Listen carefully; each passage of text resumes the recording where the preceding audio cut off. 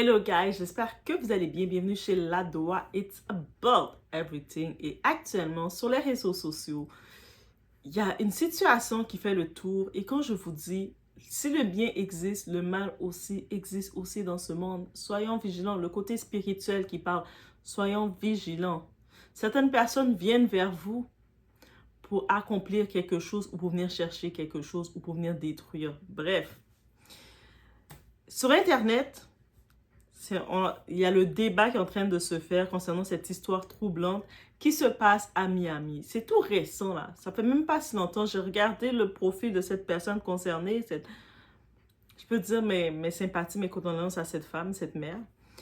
Et on y va. Une coiffeuse affirme qu'une cliente est arrivée à son rendez-vous avec du sang de poule dans les cheveux. Oui. Vous avez bien entendu. Du sang de poule dans les cheveux. Vous savez, le poulet là qu'on mange. Donc, le sang de poulet à du sang, qui était dans sa tête, dans ses cheveux. Et puis, ses cheveux étaient attachés avec un mouchoir blanc. Déjà, ces signes-là étant spirituels, t'as grandi, tu vis dans les îles, dans les Antilles, on connaît c'est quoi? On est comme, elle a quand même accepté de laver les cheveux de cette femme-là en voyant ça. Moi, c'est chassé, je te chasse, je ferme le salon pour le purifier. Mais bref. Et c'est sûr, beaucoup d'autres personnes, d'autres internautes ont immédiatement lancé l'alerte. Selon eux, cela pourrait être lié à un rituel spirituel ou d'autres ont dit la sorcellerie. Mais l'histoire prend une tournure tragique. Le lendemain, la coiffeuse annonce que son enfant est décédé. Et depuis, les réseaux sociaux sont en feu. Coïncidence tragique? Peut-être. Ou quelque chose de beaucoup plus mystérieux. Quelque chose que de nos yeux, on ne peut pas voir. Mais ça ne veut pas dire que tu ne vois pas de tes yeux que ça n'existe pas. Guys, on y va. It's about everything. On regarde le temps.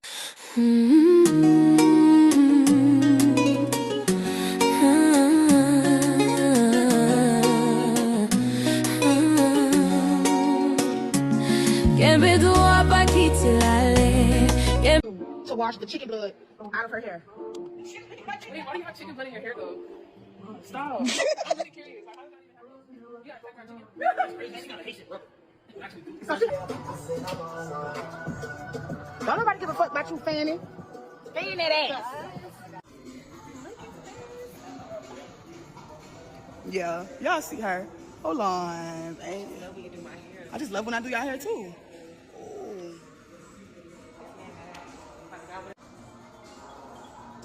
I'm walking out right now. You can walk out, but go ahead.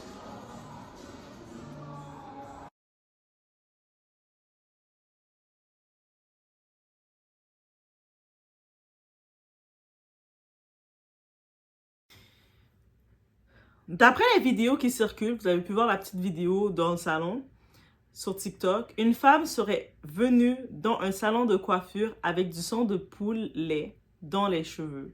Certaines personnes, comme tu sais, ont laissé savoir c'est une pratique, c'est dans le spirituel, et moi je vais dans la même idée. Pour moi, c'est comme, qu'est-ce qui va t'amener à avoir du sang de poulet dans la tête si c'est pas quelque chose, une cérémonie que tu as fait, un rituel, une demande que tu fais? Ils affirment que cela pourrait être lié à un rituel spirituel pratiqué dans certaines traditions afro-caribéennes. Mais ce qui choque surtout les internautes, c'est que la cliente aurait laissé la coiffeuse toucher et laver ses cheveux. Parce que dans ce type de rituel, quand tu as fini de faire ton rituel, ton truc, c'est toi-même qui dois aller laver tes cheveux. C'est pas quelqu'un d'autre qui doit le toucher. Il y a des ordres. Tu dois respecter les règles. Okay? Et ça se passe à Miami, guys. À Miami, il y a beaucoup de Caribéens ici. Il y a beaucoup de Cubains, il y a beaucoup de Caribéens, beaucoup de Caraïbes qui sont là-bas.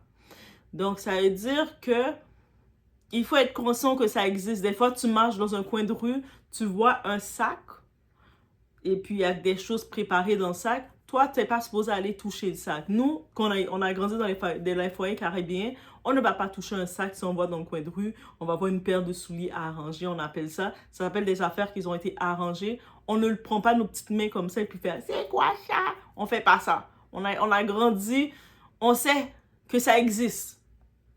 Que vous le croyez, que vous ne le croyez pas, ça existe. Et on parle ici Fort possible, on ne sait pas c'est de quel type de rituel, mais on parle la Santeria, qui est quand même commun avec ce qui semble avoir été vu. Rapidement, il y a beaucoup d'internautes qui ont évoqué la Santeria, qui est une religion afro-caribéenne pratiquée notamment à Cuba et dans certaines communautés de Miami. On sait que Miami, c'est Cuba qui a créé Miami, ok? Donc, dans certaines cérémonies, des sacrifices d'animaux peuvent être utilisés dans des rituels spirituels. Mais il faut être clair, la Santeria n'est pas automatiquement liée à quelque chose de maléfique. En tant que tel, c'est une guise de protection, de lumière. C'est comme de te nettoyer, de te purifier. C'est de l'ordre que ça amène. Pour beaucoup de pratiquants, il s'agit d'une religion traditionnelle liée aux Orisha, des esprits associés aux forces de la nature. OK?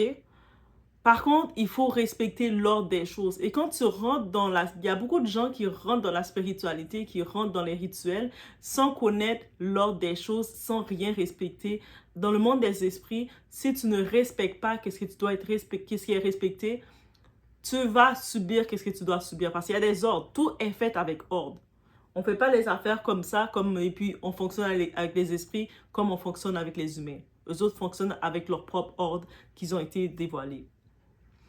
Et puis, ce qui est intriguant dans cette histoire, c'est le foulard blanc que portait la cliente.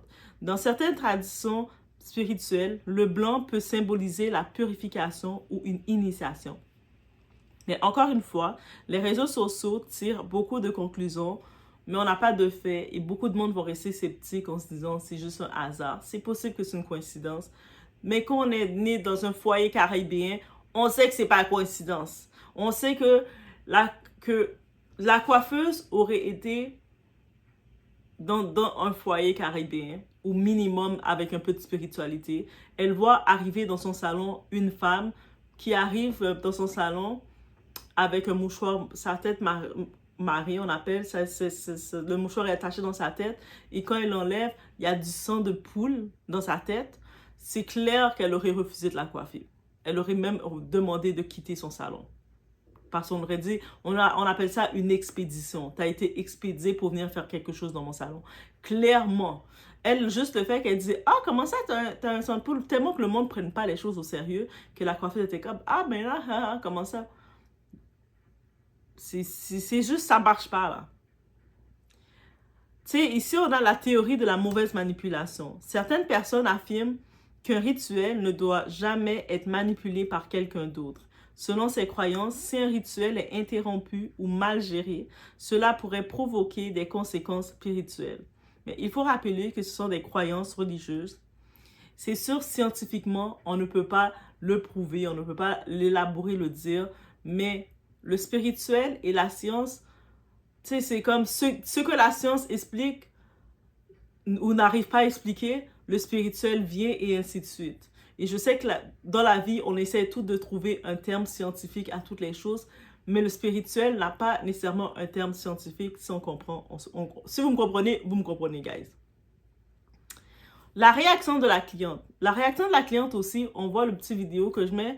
Tu sais, au début, elle est dans le salon, elle est assise comme un petit peu low énergie, elle n'a pas d'énergie, elle est faible et tout. Et quand on a fini de laver ses cheveux, retirer le sang dans sa tête, et on a fait ses cheveux, elle est belle, c'est sûr. Tu le vois, elle est une autre femme, elle a une autre type d'énergie. Ça aussi, c'est suspect. C'est comme s'il y a un dégagement, elle était lourde quand elle arrivait, bref.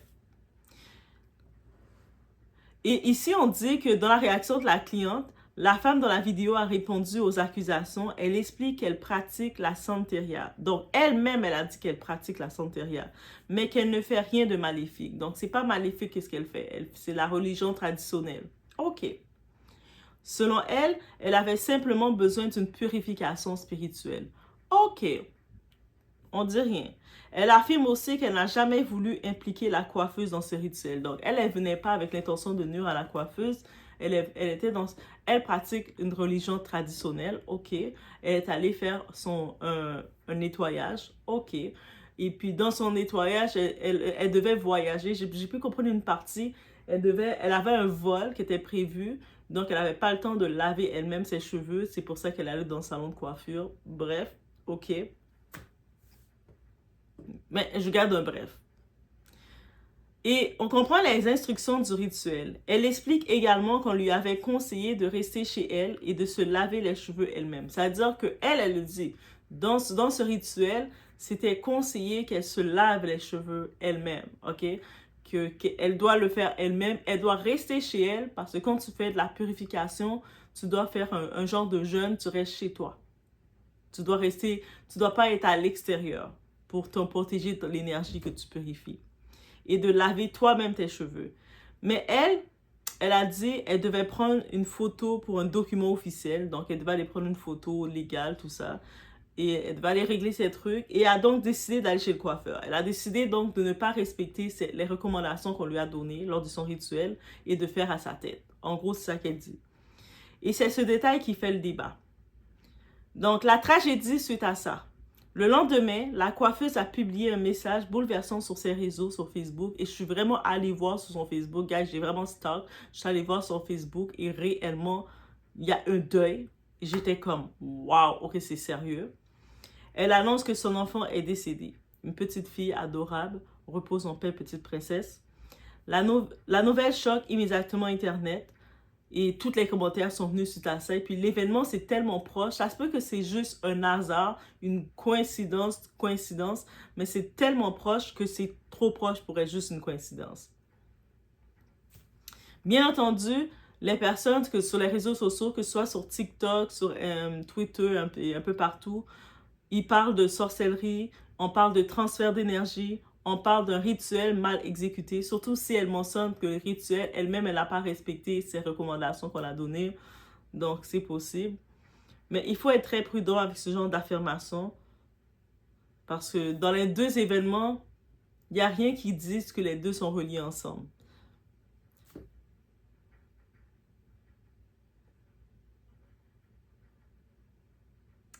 Donc, une chose est certaine, la perte d'un enfant est une tragédie inimaginable. Qu'il s'agisse d'une simple coïncidence ou d'un malheureux concours de circonstances, cette histoire rappelle surtout une chose, que, tu sais, dans tout ça, il y a une mère qui est en deuil. Dans tout ça, il y a cette femme qui est en deuil, qui a perdu sa petite. Et aussi, on doit aussi se rappeler en 2026 qu'on n'a pas accès à l'état des gens. Et que le spirituel existe parce qu'avant de juste être un corps, on est des êtres spirituels. Je ne sais pas comment vous le dire ou vous le répéter. Mais nous sommes des êtres spirituels avant d'être un corps. C'est-à-dire que même si tu nourris ton corps de nourriture, d'eau, de sommeil, si ton intérieur, ton état que tu ne vois pas n'est pas nourri, tu vas te sentir mal, le vide va être en toi et puis ça va apparaître dans ton physique. Tout se manifeste dans le spirituel avant de venir dans le physique. Donc, ça veut dire qu'il y a des fois, on a tellement appris à minimiser les choses, à prendre pour acquis les choses, que des signes aussi forts qui sont offerts à nous, on le prend pour acquis à la blague. Mais il ne faut pas prendre tout pour acquis. Surtout les choses qu'on ne comprend pas ou qu'on ne maîtrise pas. Ça veut dire que tu es dans ton salon, tu vois arriver quelqu'un avec du sang de poule dans la tête, la personne n'a pas de poulailler, ou quoi que ce soit, et la personne a une attitude déjà un petit peu, une énergie bizarre off, peu importe l'argent que tu peux faire avec cette personne, c'est ta cliente, non. Retourne chez toi, va te laver, retourne chez toi, déjà, va rincer ta tête, retire ton sang de poule, parce que je ne mets pas ma main dans ça. Tu as le droit de dire ça. La même façon que tu arrives, tu vois quelqu'un qui laisse un sac, tu trouves un sac préparé. J'en profite de laisser ce petit clip passer parce qu'on va en discuter. Je vous laisse ce petit clip qui va en discuter. On faisait de la plongée et on a trouvé un sac avec des trucs dedans. Ah, mais qu'est-ce que c'est? C'est une noix de coco. Mais ouais, il y a des citrons, une bougie. Et je crois qu'il y a une lettre, mais c'est un peu effacé. Mais pourquoi il y a une bougie? T'arrives à lire ce qu'il y a écrit? C'est illisible, dommage. Il y avait un nœud, genre c'était vraiment bien accroché. On dirait le vêtement d'une femme. Bon, du coup, on a ouvert la coco, on va se régaler! Donc, vous avez pu voir ici dans cette vidéo, semble être deux touristes françaises, mais elles parlent français en tant que telles. Elles sont allées faire des activités à la mer, tout ça. Là, elles sont là, dans la mer, elles ont trouvé un sac préparé. C'est ça qui s'appelle un sac préparé. C'est clairement un sac préparé. Et puis les deux, qu'est-ce qu'elles ont trouvé à faire? C'est de faire « Oh! On a trouvé des secrets! Oh! On a trouvé des trucs! » Dans le sac préparé, il y a une noix de coco. Il y a des morceaux de citron. Il y a un vêtement qui a été enroulé et tout, avec un papier qui a commencé à se déchiffrer. On ne peut pas vraiment lire qu'est-ce qu'il y a dessus. Tu sais, c'est ça qui s'appelle un sac préparé. C'est-à-dire qu'il y a quelqu'un quelque part qui a fait un rituel ou qui a fait quelque chose. Peut-être c'est contre quelqu'un ou peu importe. Mais elles sont venues briser ce rituel-là.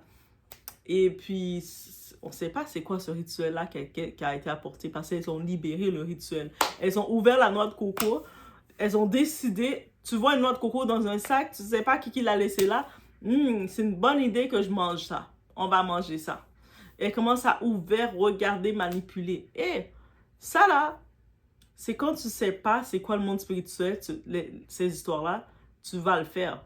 Mais tu ne peux pas utiliser ton inconscience pour faire des choses parce que ça va te retomber dessus. Ça te retombe dessus. Dans le monde spirituel, ça ne fonctionne pas avec « Ah, mais je ne savais pas, j'ai vu un sac préparé, ben je trouvais ça cute et puis je l'ai pris. » Non, tu trouves d'abord un sac. En plus, tu vois des objets complexes. Tu vois dans l'objet une bougie. Tu vois des citrons coupés. Tu vois des choses de même dans un sac. C'est-à-dire, c'est ça qui s'appelle un sac préparé. Tu ne le touches pas. De la même façon, tu te promènes dans le coin de rue. Tu es en train de marcher, tu vois une petite valise préparée ou des choses qui a l'air comme... Quand on dit préparé, ça a l'air d'être installé comme si c'était là pour quelqu'un. C'est ça qui s'appelle quelque chose de préparé. Tu ne touches pas. Moi, j'ai grandi dans le foyer, je ne touche pas. Je ne touche pas. Ça a été trop préparé. Il y a une différence entre quelqu'un, tu marches et tu trouves un billet de 50 $, tu trouves un billet comme ça, quelqu'un l'a peut-être échappé, tu le prends, tu dis « Oh, mais mon Seigneur, tu connais mon cœur, protège-moi, je prends cet argent et tu le prends. » Là, tu vois, l'affaire est préparée. Ça a été trop préparé. Quelqu'un a préparé le sac. Toi, tu arrives avec ton ami, on trouve ça drôle, on se filme, on va le prendre, et puis en plus, on va manger la noix de coco. Et le monde, vous savez pas c'est quoi le spirituel, là? Après, quand vous recevez des bilans, vous recevez des situations complexes, votre vie commence à être dans le malheur, vous ne savez pas d'où ça vient. Vous commencez à faire des cauchemars, vous vous demandez d'où les cauchemars viennent. Mais c'est ça là justement. Le spirituel, guys, existe pour de vrai. C'est pas une blague, c'est pas une joke. Nos ancêtres qui étaient sur les terres avant aux Caraïbes, que ce soit les Taïnos, que ce soit les Orishas, peu importe qui qu'ils étaient, les premières nations, c'était leur religion traditionnelle. C'est ça la religion traditionnelle. Ils parlaient avec la terre. Quand ils parlent avec la terre, c'est avec les esprits. Ils étaient en plus grande communication. Maintenant, on est tellement concentré avec la science qu'on est plus connecté avec les premières paroles. Même quand on veut se retrouver dans le spirituel, on doit aller en campagne, on doit aller très loin, s'isoler de la ville pour se reconnecter avec la nature. Notre esprit est connecté à la nature. Donc, guys, ça existe. 2026, là, je sais pas comment vous le dire, mais ça existe.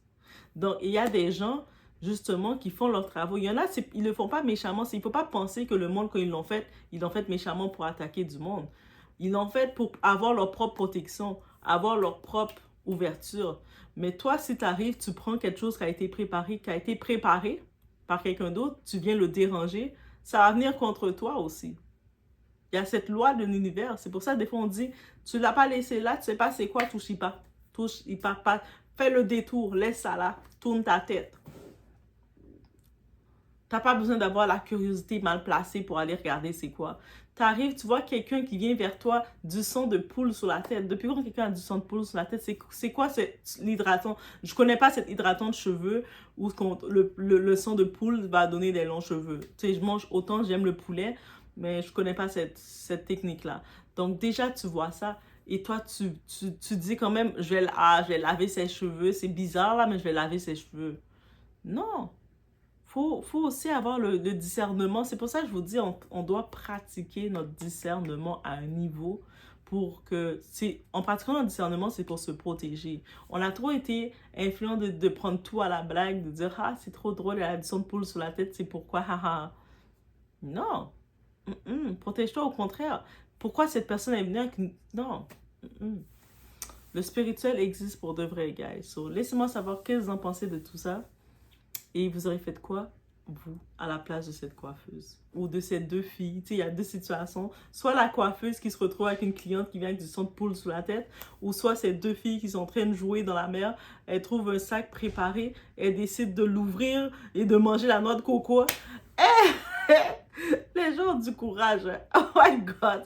C'est l'innocence de courage. Même étant enfant, j'aurais même pas pensé faire ça.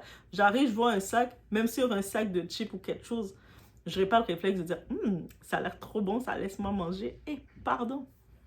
Bref, on se retrouve aux prochaines vidéos. Guys, on est Chladoa, on regarde qu'est-ce qui se passe. Et ça sert aussi de discernement pour faire attention, pour se méfier. Parce qu'il faut être vigilant, il faut utiliser notre discernement. Je ne sais pas combien de fois que je vais vous le dire.